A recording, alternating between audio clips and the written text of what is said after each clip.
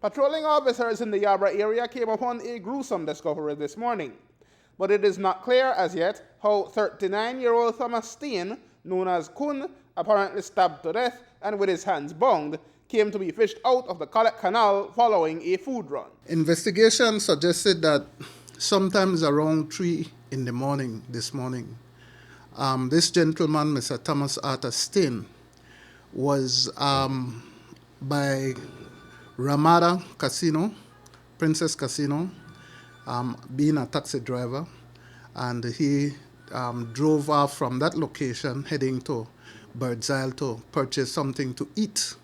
And sometime around 4:10 or 4:10 a.m., the vehicle that he was driving, which is a taxi, white taxi, was found at the corner of King and Amara Avenue.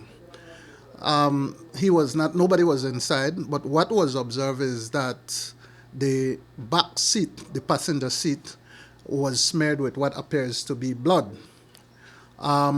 Sometime around 6:45 this morning, the police found this gentleman in the state that he was found, as I mentioned earlier. Injuries observed were multiple, what appears to be stab wound to the left side of his chest. Police say they are not aware whether anything was stolen from Staine, although we are told his cell phone and wallet appear to be missing, and the exact motive is not known and is still being investigated. But the loss of the father of one and youngest of her children has devastated his bedridden mother Anne, who clearly could not hold back her grief as she spoke with us at the family home. She made clear that her son was no troublemaker. Thomas am in upon man, Thomas am my right hand, no trouble, Thomas not give me no trouble. The only trouble Thomas do that to himself, and now when he go take a lead drink and so that Thomas not give no trouble. No trouble from work to home, from work to home.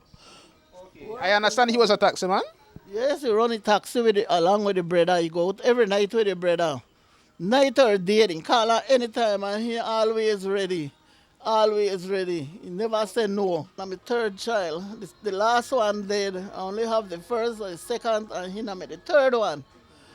And I talk to her, every day, and I talk to her. And I ask her, never have no problem with nobody, never have no problem with. You never have no fuss with nobody, you never have no fuss with say, well, man, somebody do me this or man, I want to do somebody that. Nothing like that, nothing. Thank God with my innocent soul for me, man.